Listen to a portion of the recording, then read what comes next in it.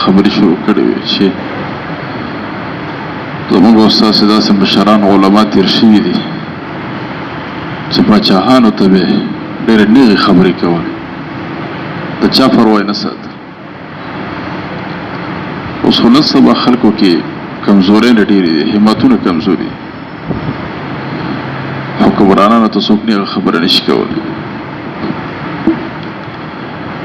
نو یو د هغه مشرانو علماو صلحاو نه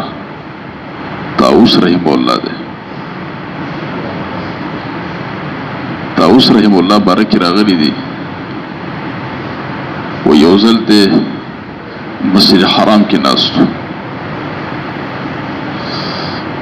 او دلته چې د سلیمان بن عبدالملک هم تللی و، یو کس ورته ویلې رجا بن حیوه په نوم باندې سلیمان بن عبدالملک ته یې ویلې، وایي ما طاووس رحم الله په جومات کې ولیده، انی رأیت طاووسا بالمسجد، جومات کې مې ولید. نو ده ته یې وویل چې څوک پسې ولېږه راویې غواړه. نو کله چې پسې دی باچا څوک ولېږل دی راوغوښته. نو د رجا بن حیوه د سلیمان بن عبدالملک ته یې ویلې، وایي ته دې څه تپوس یې ته مه کوه تر څو د خپله خبرې شروع کړي، ته څه کار مه لره. وایي کله چې طاووس رحم الله را ورسېده کېناسته، سکته طویلا، ډېر وخت چپ پاتې و، خاموش. بیا یې تپوس شروع کړو. طاووس رحم الله خپله ویلې ما اول شیء خلقه، کوم شی اول پیدا شوی، اول کوم شی الله پیدا کړی، حاصله معنی دا ده. نو دی وایي چې فقلنا لا ندري، موږ ورته چې موږ ته پته نشته. و طاووس رحم الله ویل چې اول شیء خلق القلم، اول چې کوم شی پیدا شوی قلم دی، الله اول قلم پیدا کړی. و بیا تپوس وکړو چې اتدري ما اول شیء کتبه، آیا ته ته پته ده، تاسې پوهېږئ چې اول د څه لیکل شوي دي، اول لیکل څه شوي؟ قلم چې الله پیدا کړو، قلم خو د لیکلو دپاره یي، نو اول څه لیکل شوي دي؟ نو موږ ورته وویل چې لا ندري، موږ ته پته نشته چې اول الله تعالی څه په قلم باندې څه لیکلي. ویې ویل چې فإن أول ما كتب بسم الله الرحمن الرحیم، اول بسم الله الرحمن الرحیم په قلم لیکلی شوي، ثم كتب القدر خیره وشره إلى يوم القیامة، بیا د خیر او د شر تقدیر تر قیامته پورې چې څومره حالات راځي ټول الله تعالی لیکلي دي قلم باندې، دا حالات لیکل شوي. ویې بیا تپوس وکړو چې اتعلمون من ابغض الخلق الى الله سبحانه وتعالى، تاسو ته پته ده چې په مخلوق کې د الله تعالی بدې څوک ډېر شي، یعنې د الله تعالی ډېر بدې څوک شي په مخلوق کې، په دې خلقو کې د الله تعالی څوک ډېر بدې شي، تاسو ته پته ده؟ وایي موږ ورته چې لا ندري، موږ ته پته نشته. بیا راته جواب کې ویل چې ان ابغض الخلق الى الله تعالی عبد اشركه الله بسلطانه، وی په مخلوق کې د الله تعالی ډېر بدې هغه سړی شي چې الله تعالی په خپل باچاحت کې شریک کړي ځان سره. څه معنا؟ الله له باچاحت ورکړي، یعنې الله یې باچا کړي، راعي حاکم الله مقرر کړي او دی د ګناهونو کارونه شروع کړي. الله دې حاکم مقرر کړي او دی د ګناهونو کارونه شروع کړي. وی بیا سر ښکته کړه، وی بیا لاړې، بس دا خبره وکړه، ایسته اوچت شو لاړې، بدل لنډه خبره وکړه. نو بیا وروستو دا رجا بن حیوه وایي چې سلیمان بن عبدالملک ته ما کتلې یحک رأسه بیدي، په دې خپلو نوکانو په دې خپل لاس باندې سر داسې سولوو، حک سولولو ته وایي، دا سر یې سولوو داسې. وایي زه ویلې دلم چېرته په دې نوکانو باندې د خپل سر غوښې کټ نه کړي، د خپل د سر دا غوښې راونه بس، یعنې ډېر داسې په سوچ او فکر کې شي چې الله خو زه حاکم جوړ کړی یم او زموږ دا څه کارونه موږ شروع کړي. یعنې دې ورته ناشنا خبره وکړه چې د الله تعالی په مخلوق کې د الله بدې هغه څوک شي چې الله ورله باچاحت ورکړي او ګناهونه شروع کړي، د خلک د الله بدې شي. نو دی خو بادشاه و، دی سخت ویلېده. یو بله قسم د کتابونو نقل کړی وه چې هغه دا چې طاووس رحمه الله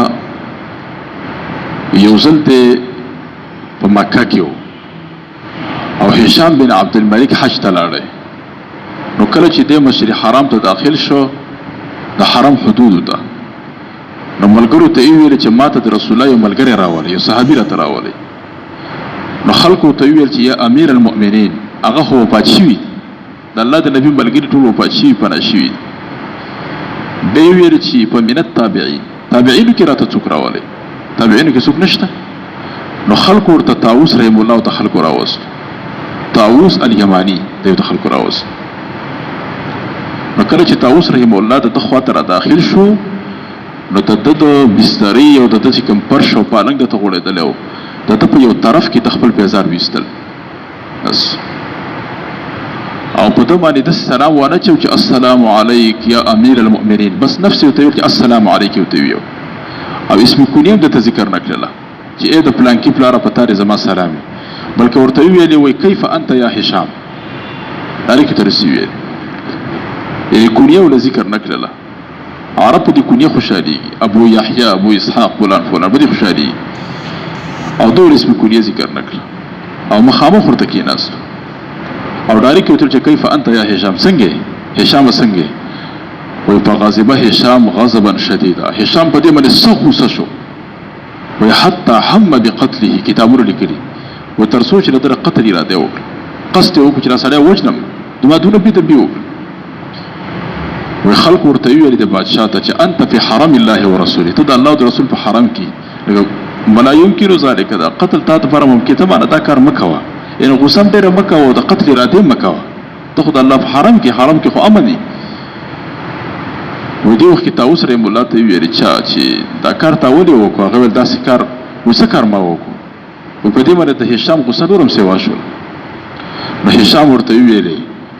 وایي تا زما د پالنګ او د بسترې او د دغه په څنډه کې خپل پیزار ویستل او تا زما لاس کول نه که او ورته ویلې تا زما سلام چې په ما اچو نو امیر مؤمنین دې راته نه دی ویلی او تا زما اسم کونیه نه دی ذکر کړی او ته ما ته مخامخ زما نه بغیر اجازې کېناستلي یعنې دا غټ ګناهونه دې کړي طاووس رحم الله ته یې ویل نو طاووس رحم الله ته شروع شو ورته ویلې او دا خبره مو ته وکړه چې کیف انت یا هشام ته ویو وایي هر چې دا پیزار ما په دې طرف کې ویستل وایي زه هر ورځ پیزار د رب العالمین مخې ته وباسم پنځه کرتې وایي رب خو چېرته موږ ملامت نه کړو نه ما ته غوسه وکړله وایي ته څنګه غوسه کېږي رب خو ستا نه ډېر اوچت دی ته څوک چې داسې غوسه کېږي داسې خبره ته وکړه او بیا ورته ویل چې ما ستا الله ځکه خپل نه کړه چې ما د علي رضی الله عنه اورېدلی دي فاني سمعت امیر المؤمنین علي بن ابي طالب رضی الله عنه ما علي بن طالب اورېدلی دي یقول فرمایلی چې هیڅ سړي دپاره دا جایز نه دي لا یحل لرجل ان یقبل ید احد سړي دپاره دا جایز نه دي چې د بل سړي لاس ښکل کړي الا امرأته مګر د خپلې ښځې لاس ته شهوت وجه ښکلول او د خپل اولاد لاسونه او تندي ښکلول د رحمت او شفقت د وجه نه وایي دا جایز دي نور د چا لاسونه مه ښکلوئ وایي دا راته ویل نور تقبیر الیدین ځان له مسله ده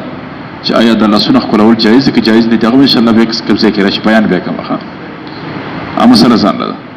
بیا ورته ویل چې تا امیر مؤمنین په نوم ماته سلام وانهچوه نو هغه ورته ویلې چې فلیس کل الناس راضین وایي دا ډېر خلک چې دي هغه ستا په دې حکومت راضي نه دي یعنې ستا حکومت ډېر خلک نه مني نو که زه تا ته ووایم چې السلام علیک یا امیر المؤمنین زه به دروغ به ووایم او زه دا بده ګڼم چې دروغ ووایم یعنې ډېر خلک ستا په حکومت راضي نه دي تا ته څنګه امیر المؤمنین تا ته څنګه ووایم ستا نه خلک خفه دي او بیا راته وویل چې ته ما ته مخامخ کېناستلی وې ځکه مخامخ کېناستلم چې ما د علي رضی الله عنه اورېدلی چې اذا اردت ان تنظر الى رجل من اهل النار وایي کله چې ته اراده وکړې چې یو سړي ته د اور والا سړي ته وګوري یعنې جهنمي سړي ته وګوري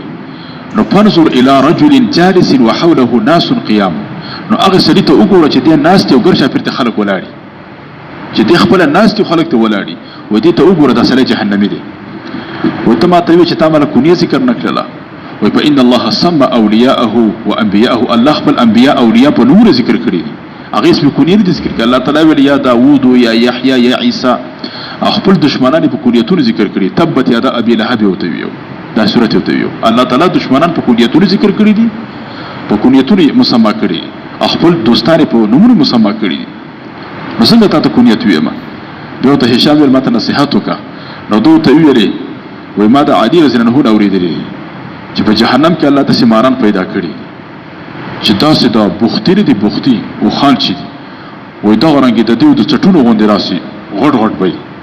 او دغه رنګې غټ غټ لړمانان به کلب غال دلته حدیث کې خو القلال ټکي استعمالېږي که نه